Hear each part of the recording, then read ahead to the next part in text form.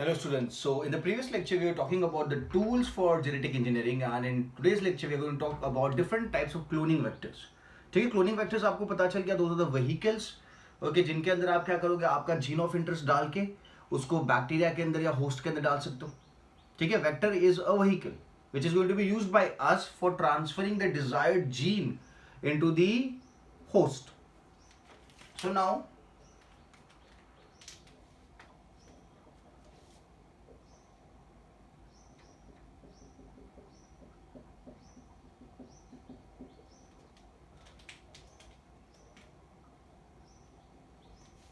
if I talk about cloning vectors,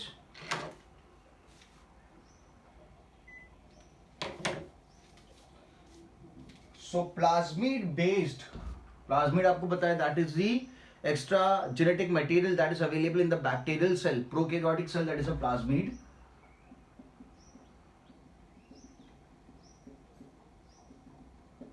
Plasmid based cloning vectors were discovered by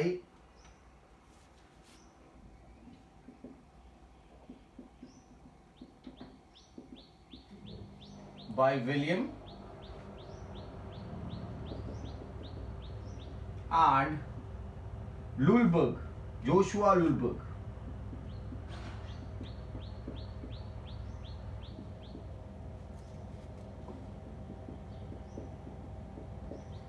By Joshua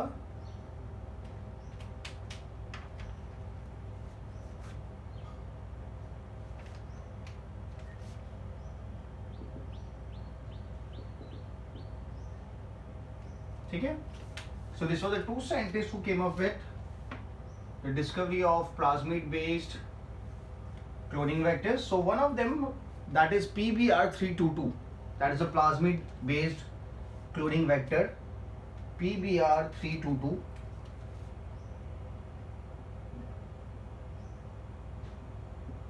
It is written this way, जहां पे P represent करता है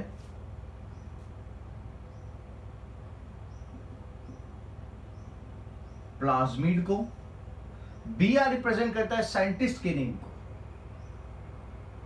it represents the name of the scientist, that is B से Bolivar,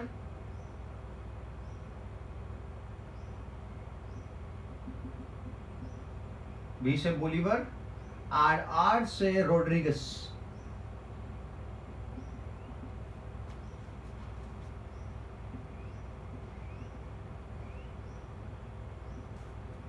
ठीक है, P stands for plasmid, B stands for Bolivar, R stands for Rodriguez, and ये तो आपको बताइए दिस इज द स्ट्रेन. ठीक है, so plasmid, Bolivar, Rodriguez and 322 is the strain जहां से इसको एक्सट्रैक्ट किया है. डायग्राम अगर आप इसका देखें प्लाज्मिड का, so it goes like this.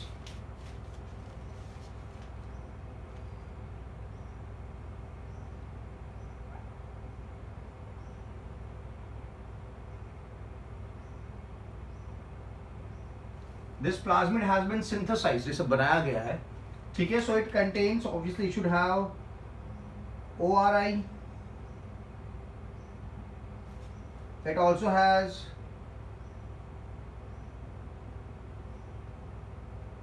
ROP site.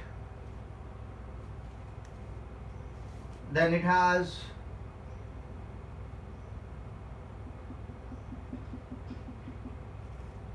amphicoline resistance gene, and it consists of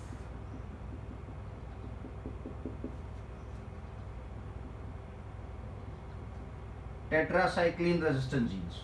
ठीक है, तो ORI है, ROP है, ROP stands for replication of plasmid.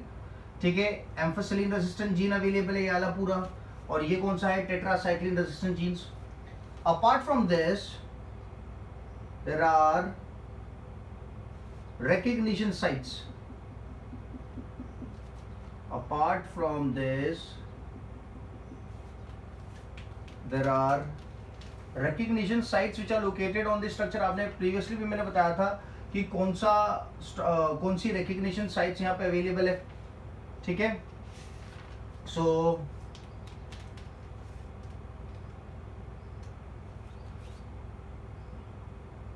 1 2 3. Okay, one is going to be here.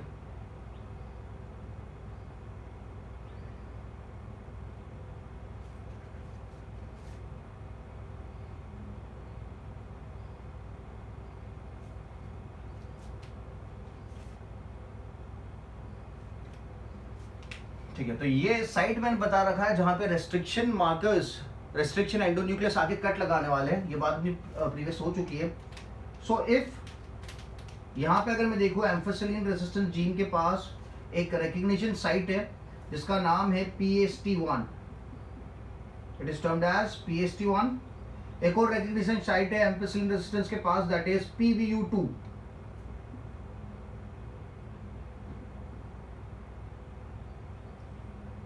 PVU2। यहां पे एक और रिकग्निशन साइट दिखाई है मैंने, this is eco R1। Eco R1 के बारे में डिस्कशन हो चुका है।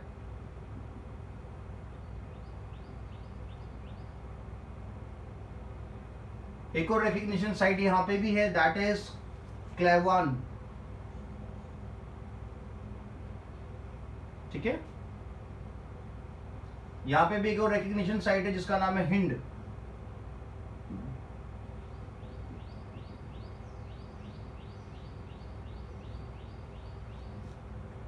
यहां पे भी रिकग्निशन साइट दिखा रखी है मैंने, दैट इज BAMH1।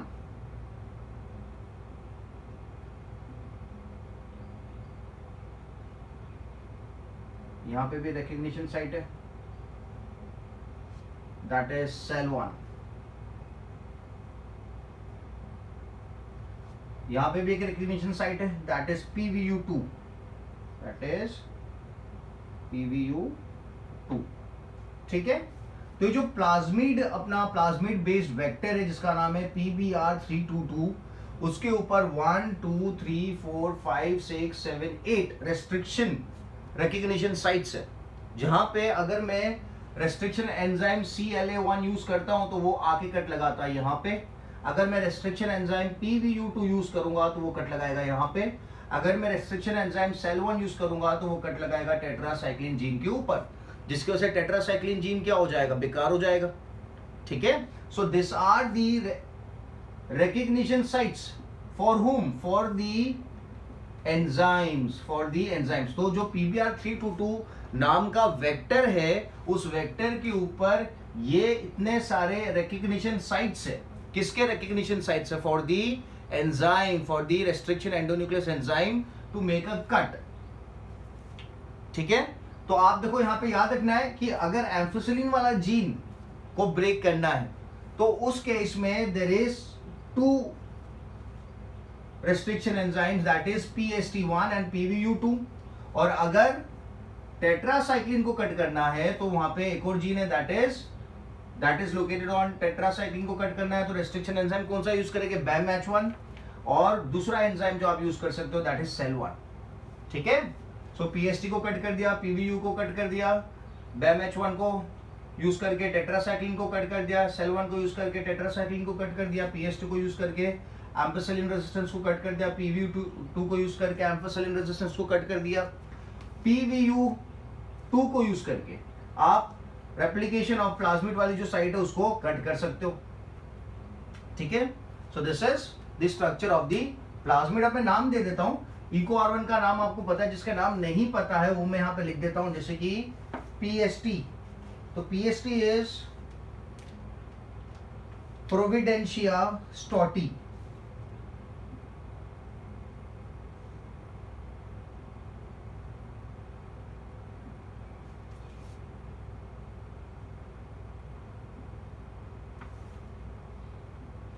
ठीक है, प्रोविडेंशिया स्टॉटी। फिर कौन है? फिर देयर इज PVU2 या फिर PU, that is Proteus vulgaris, that is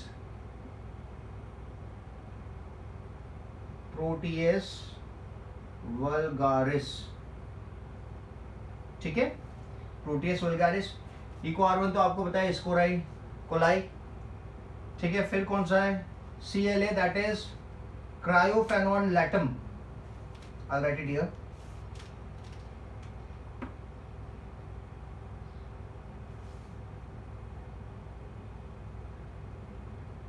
Cryophanon latum.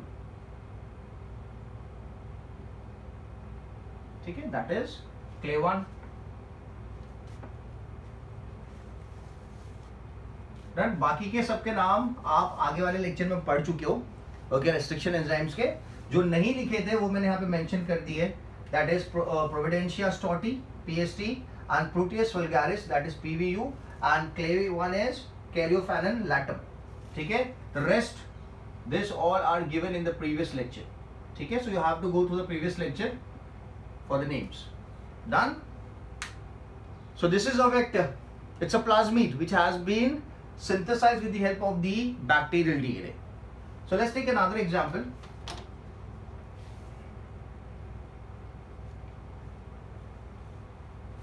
एक और लेते हैं, that is PUC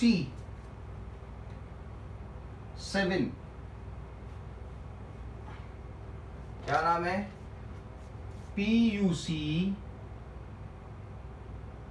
7. ठीक है, जहां पे P स्टैंड करेगा किसके लिए, तो आपको पता है P stands for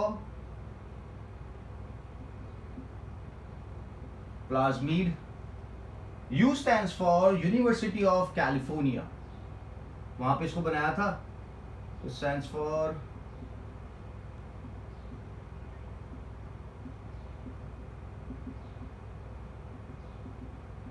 university of California. और 7 तो आपको पता है 7 is a strain.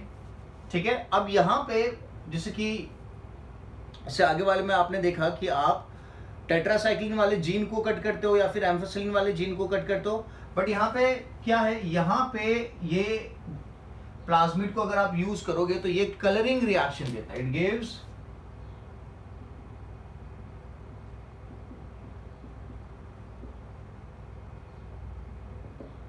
coloring reaction. That means this gene is producing an enzyme. This particular gene produces enzyme which on reaction produces specific coloration. ठीक है, तो ये जो जीन है PVUC या फिर ये जो प्लाज्मिड है PVUC, इसके पास जो जीन लोकेटेड है वो क्या प्रोड्यूस कर रहा है, वो एक एंजाइम प्रोड्यूस कर रहा है, produces enzyme which on reaction produces specific colouration. ठीक है, तो यहां पे आप क्या करते हो, किसको कट लगाते हो, ओके, इसके ऊपर जो जीन लोकेटेड है इसको कट लगाते हो. ठीक है, आपके डिजायर्ड जीन को इंसर्ट करने के लिए. तो अगर कट हो गया तो कलरेशन आपको नहीं दिखेगा. प्रीवियस लेक्चर में अपन ने बात करी थी. और अगर कलरेशन दिख रहा है बैक्टीरियल कॉलोनीज में, मतलब क्या है, मतलब कट नहीं लगा है. ठीक है, दूसरा देखते हैं बैक्टीरियोफेजेस.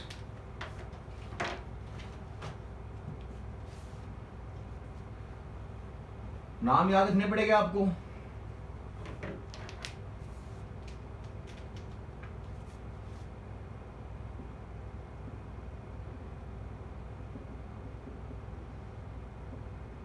बैक्टीरियोफेजेस या फिर bacteriophage, they are also termed as lambdaphage. Okay, and they have 48,502 base pairs, okay, with them. They consist of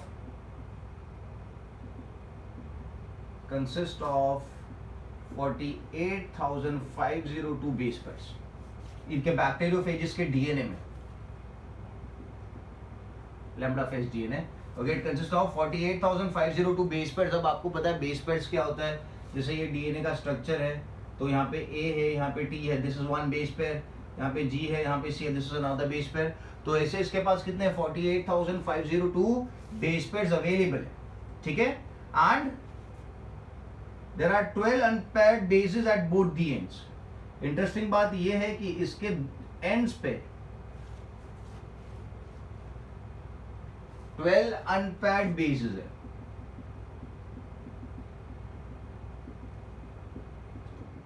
bases at both the ends. ठीक है, सो अगर अपन स्ट्रक्चर दिखाते इस तरीके से,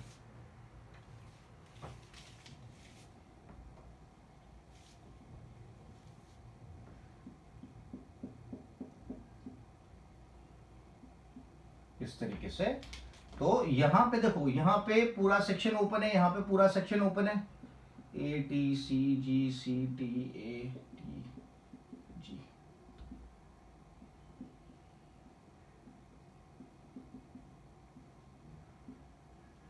ठीक है, ये पूरा सेक्शन यहाँ पे ओपन है, और क्या होगा, वो रिएक्टिव फॉर्म होगा, 12 अनपैड बेसिस अवेलेबल हो गए यहाँ पे, 1 2 3 4, चलो it's okay.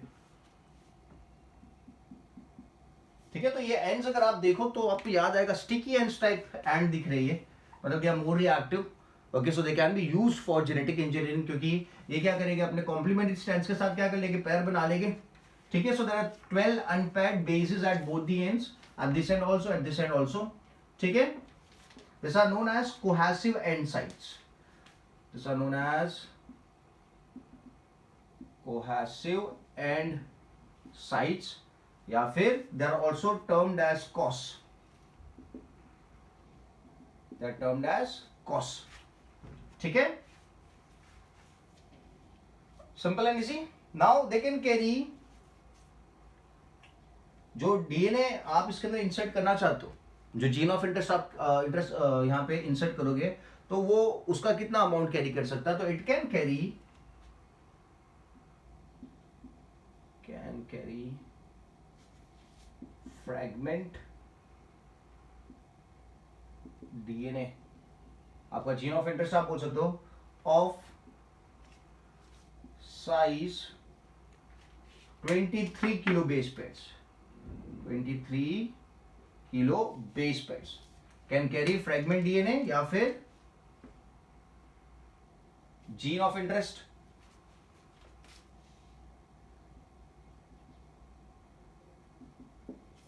That is 23 kilo base pairs का जीन ये अपने साथ कैरी कर सकता है, कौन, लैम्डा फेज। ठीक है, तो दिस इज गुड थिंग। आपको अगर ज्यादा से ज्यादा जीन या डीएनए फ्रैगमेंट अटैच करना हो तो you have to select bacteriophages.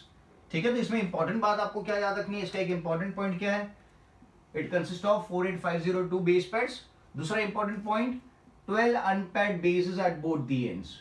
ठीक है, और इनका नाम क्या है, कॉस या फिर कोहेसिव एंड साइट्स। ठीक है, and it can carry the size of DNA, that is 23 kb, kilo base pairs. Done. Then there is M13 phage, M13 phage या फिर फाज भी आप बोल सकते हो।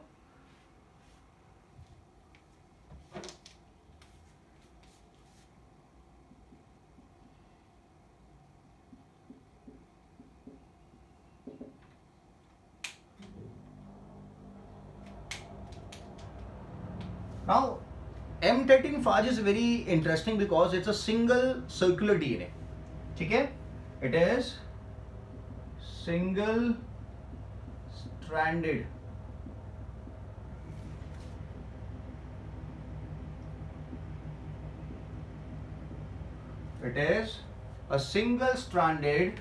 circular DNA.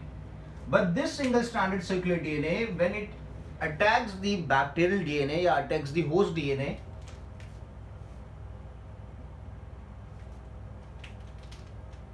when it attacks the DNA, the host or the bacterial DNA, तो जो single stranded circular DNA है, ये क्या हो जाता है, it becomes double stranded DNA. This is very interesting, becomes double stranded DNA.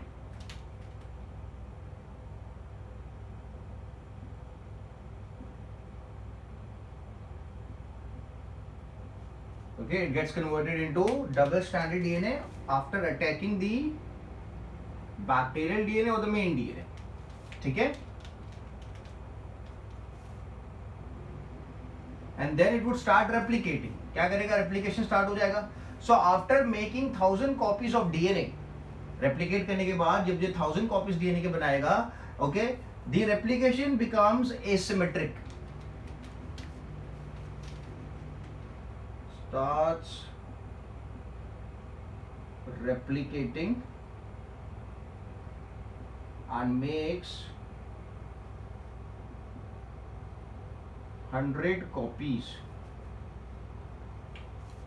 of DNA, ठीक है, and then after 100 copies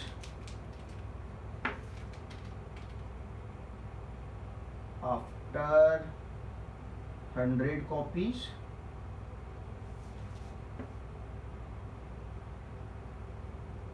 replication becomes asymmetric. Replication becomes asymmetric. That means it again starts producing single stranded DNA.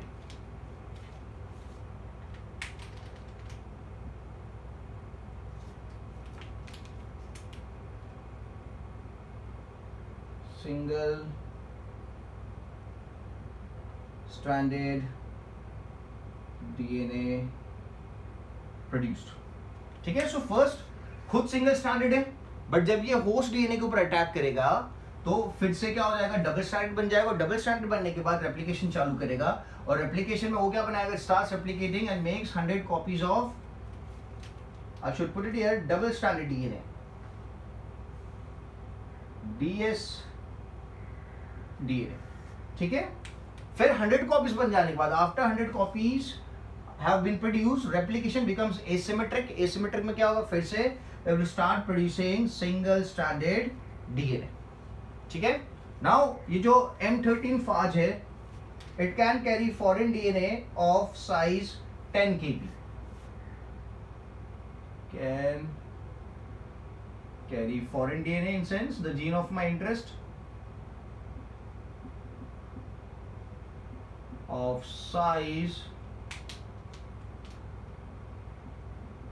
10 kb, that is 10 kilo base pairs, ठीक है। इससे आगे वाला आपने देखा था, वो फॉरेन डीएनए कितना वाला कैरी कर सकता है, it can carry the foreign DNA of the size 23 kilo base pairs, and this one is carrying, M13 phage is carrying foreign DNA of base pair that is 10 kilo base pairs, ठीक है।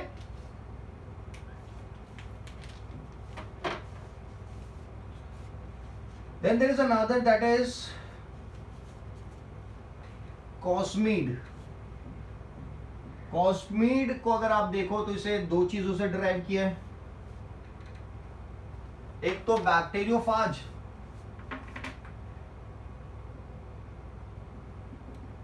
Cosmid, cosmid का अगर आप नाम देखो तो mid is plasmid वाला mid, and cos is for the bacteriophage. Bacteriophage में कॉस साइड देखी थी ना आपने, okay, so this is from the bacteriophage, ठीक है। तो बैक्टीरियोफाज और प्लाज्मिड को मिला के बना रखा है किसको, कॉस्मिड को बना रखा है, ठीक है। Cos side, cosmid is the cos side, आपने आगे देखा था, that was the cohesive end sites. Foreign DNA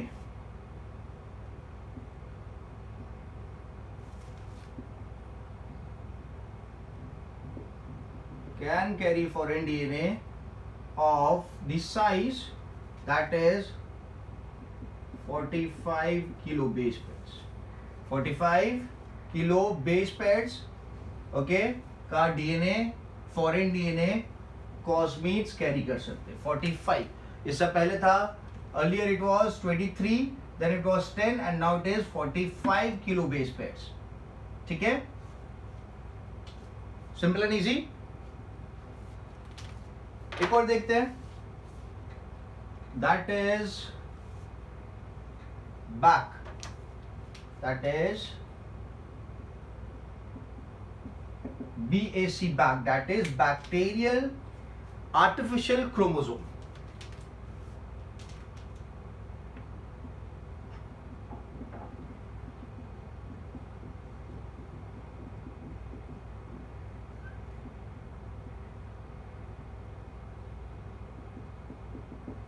bacterial artificial chromosome, ठीक है। Now it has been synthesised from F factor,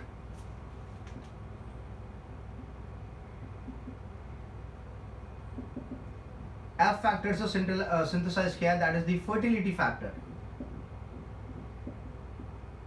that is the fertility factor या फिर episome.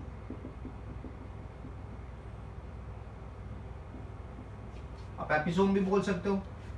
Foreign DNA carry करेगा ये भी, कितना कैरी कर सकता है? So it can carry foreign DNA of the size सबसे ज्यादा 200 to 300 किलो बेस पेयर्स, ठीक है। जो बैक है बैक्टीरियल आर्टिफिशियल क्रोमोसोम जो है वो फॉरेन डीएनए कैरी करेगा, और उस फॉरेन डीएनए की साइज कितनी होगी? It can carry the foreign DNA of the size that is 200 to 300 kilo base pairs, ठीक है। 200 to 300 किलो बेस पेयर्स, ठीक है। फिर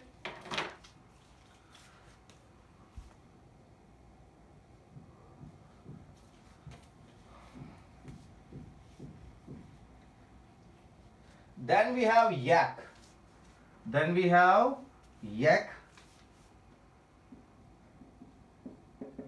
Yak is yeast artificial chromosome, it is yeast artificial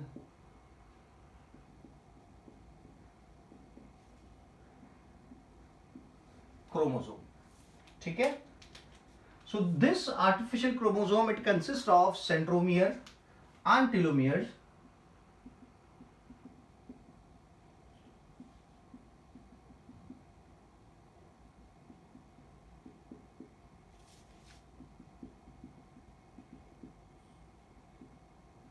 It consists of centromere and telomere. और जो foreign DNA size है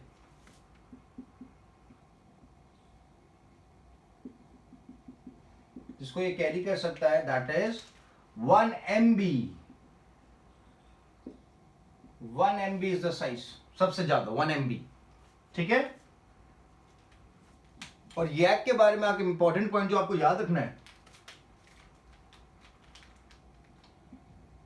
it was extensively used in human genome project. आपने नाम सुन रखा है ह्यूमन जीनोम प्रोजेक्ट का। It was extensively use in the human genome projects, ठीक है। That is yeast artificial chromosome consisting of centromere and telomere, ठीक है। Now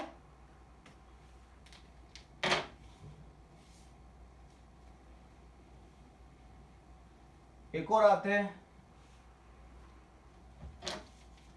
phase meets.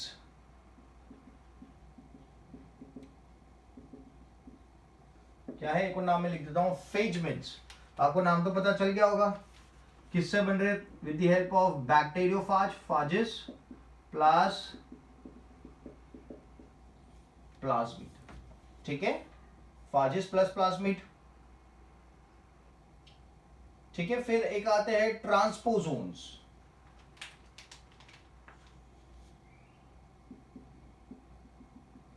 ट्रांसपोजोन्स, ठीक है। One of the name is transposons या फिर transposable elements भी कहा जाता है। ट्रांसपोजेबल एलिमेंट्स,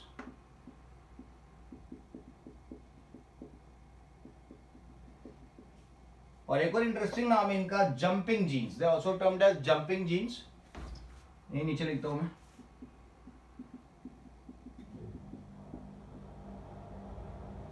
ठीक है।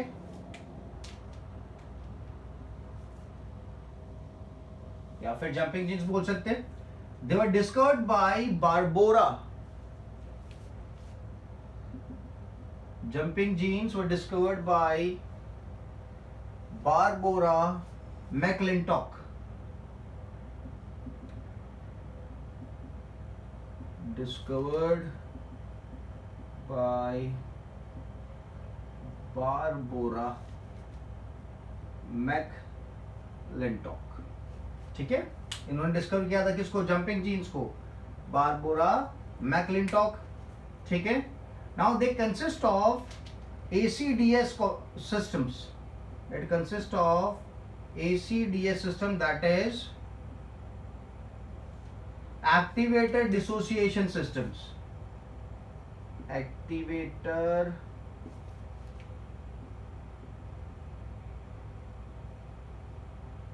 dissociation system. ठीक है, so this is found in maze. The system is found in the maze. ACDS, that is activator dissociation system. ठीक है, दूसरा it is found in fruit fly के अंदर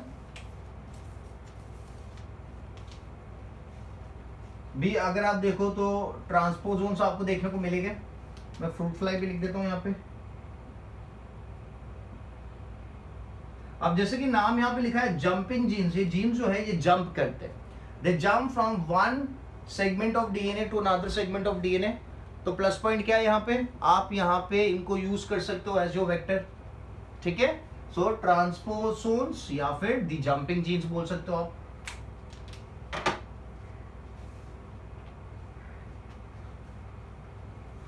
फिर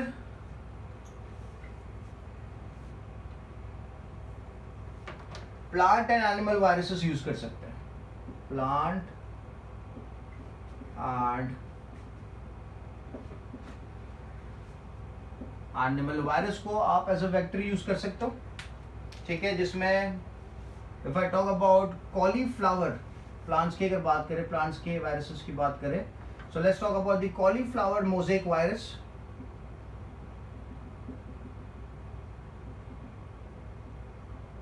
कॉलीफ्लावर मोज़ेक वायरस। ठीक है, then there is tobacco mosaic virus के बारे में आपने नाम सुन रखा होगा।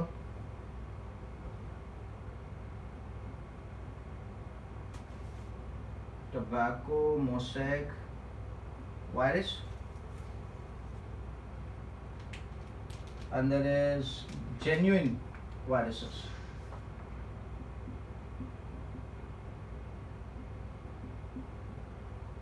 वायरस। ठीक है, एनिमल वायरसेस की अगर बात करते हैं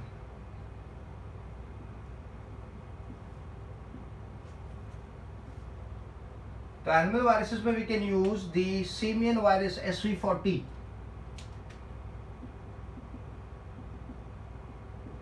सिमियन वायरस SV40 को आप यूज कर सकते हो। ठीक है, फिर we can also use the human papilloma virus.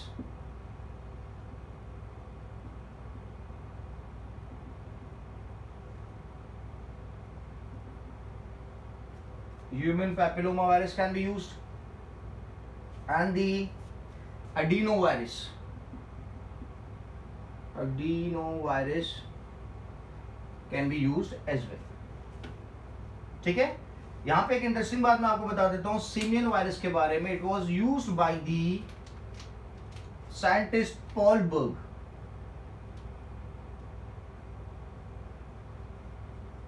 It was used by scientist Paul Berg, which is known as the father of biotech. Father of biotechnology. That is Paul Berg used this particular virus for its study. तो यहाँ पे आपको एक और चीज मिल गई, that is father of biotechnology, that is Paul Berg. ठीक है, और उन्होंने जो वायरस यूज किया था in genetic engineering as a vector, that is simian virus SV40। ठीक है, then we can use shuttle vectors, अपन यूज कर सकते हैं शटल वेक्टर्स को भी। अब शटल वेक्टर्स में एक इंटरेस्टिंग बात क्या है,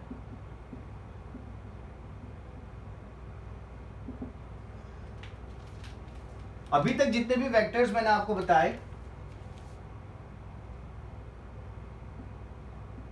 अभी तक जितने भी वेक्टर्स मैंने आपको बताए, either they can be used in a prokaryotic cell, prokaryotic organism, या they can be used in eukaryotic organism. आप उनको प्रोकैरियोटिक ऑर्गेनिज्म में यूज कर सकते थे या फिर आप उनको यूकैरियोटिक ऑर्गेनिज्म में यूज कर सकते थे। They are very defined, okay, they are very fixed कि यार इधर प्रोकैरियोट्स में यूज कर सकोगे, इधर यूकैरियोट्स में यूज कर सकोगे। बट जो शटल वेक्टर्स होते हैं they can be used in both the prokaryotes as well as eukaryotes. याद रखना, जो शटल वेक्टर्स होते हैं इनको आप प्रोकैरियोट्स में भी यूज कर सकते हो, can be used for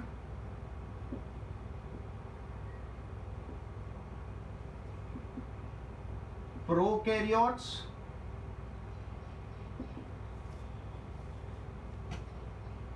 and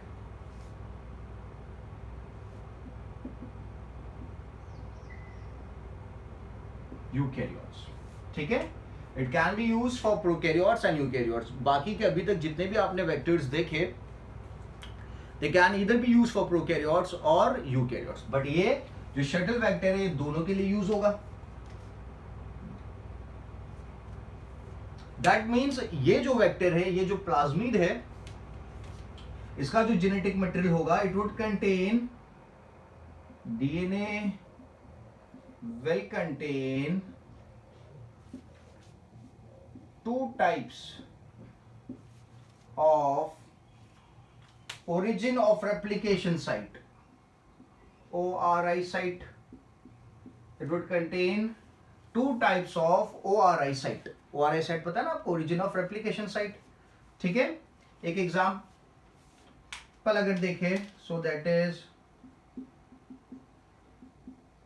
YEP, that is yeast episomal plasmid, yeast episomal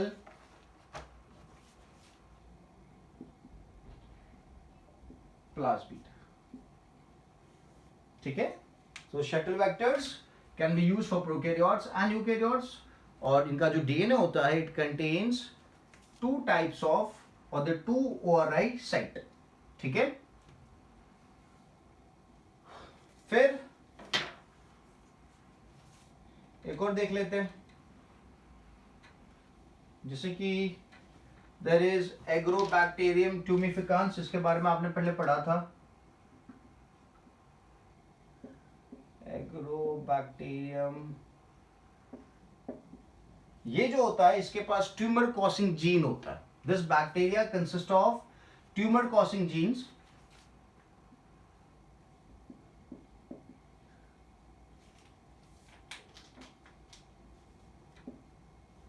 ठीक है, तो मैं आप लिखता हूं consist of tumour causing gene. ठीक है, which is termed as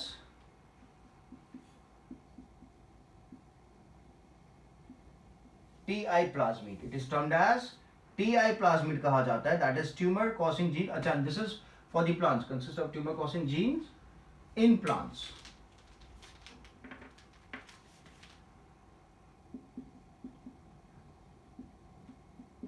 in plants, ठीक है, that is TI plasmid। उस जीन का नाम क्या है? TI plasmid है। ठीक है, सो जेनेटिक इंजीनियरिंग की मदद से अपन ने क्या किया, जो ट्यूमर कॉसिंग पार्ट था इस जीन का वो निकाल दिया है।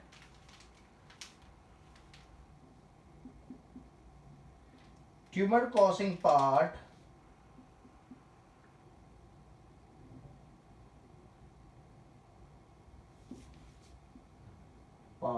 of plasmid is removed and is now used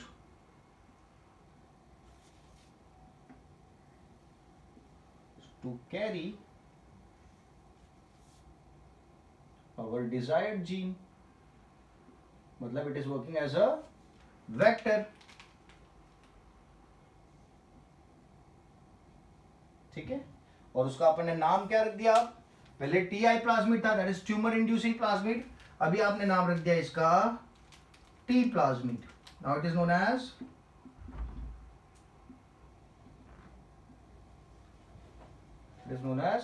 T plasmid. Okay, this is tumor inducing plasmid and this is T plasmid. ठीक है. सो एग्रोबैक्टीरियम ट्यूमिफिकांस नाम का जो बैक्टीरिया है उसके पास क्या है? उसके पास एक जीन है, एक जीन है उसके प्लाज्मिड पे जिसका नाम क्या है? Tumour inducing plasmid gene. ठीक है, तो वहां पर ने क्या कर दिया? उसका जो ट्यूमर कॉसिंग पार्ट था उस प्लाज्मिड का निकाल दिया. ओके, और now we are using it as to carry our desired gene, by using it as a vector. Now we term it as the T plasmid. यहाँ पे एक इंटरेस्टिंग बात आपको ये जाननी है कि ये जो एग्रोबैक्टीरियम ट्यूबिफिकांस होता है ना, it's a natural genetic engineer. It's a natural genetic engineer. ठीक है, बिकॉज ये होस्ट प्लांट के अंदर जाके क्या करता है? उसके जीन में, उसके डीएनए में मॉडिफिकेशन कर देता है. ये होस्ट प्लांट में जाके ऑटोमेटिकली मॉडिफिकेशन कर देता है. ठीक है, जैसे कि अपन जेनेटिक इंजीनियरिंग करते हो तो आप एक जीन लेते हो, दूसरे डीएनए में इंसर्ट करते हो, but this agrobacterium tumefaciens has the ability to do it on it own without any human interference. तो इसलिए इसको क्या बोलते हैं? Natural genetic engineer. कौन? Agrobacterium tumefaciens. क्योंकि ये सामने वाले का डीएनए मॉडिफाई कर देता है by inserting TI plasmid, that is tumor inducing plasmid. और उस प्लांट के अंदर क्या हो जाता है? ट्यूमर कॉस हो जाते हैं. ठीक है, सही है. सो आज के लेक्चर में we have talked about different types of cloning vectors and this are very very important. आपको नाम याद रखने पड़ेंगे, कौन सा क्लोनिंग वेक्टर क्या काम कर रहा है. ओके, वो मैंने बता दिया आपको. ठीक है, so make sure you go through the video lecture properly. Okay, और make sure you go through the video lecture properly and try to remember each and every name properly. तो आपको क्या करना है? नाम का एक पेज बना लो, उसके ऊपर अलग अलग क्लोनिंग वेक्टर्स के नाम रख लो और उनको ट्राई टू मेमोराइज देम. ठीक है, because this is a very important part of biotechnology और जेनेटिक इंजीनियरिंग.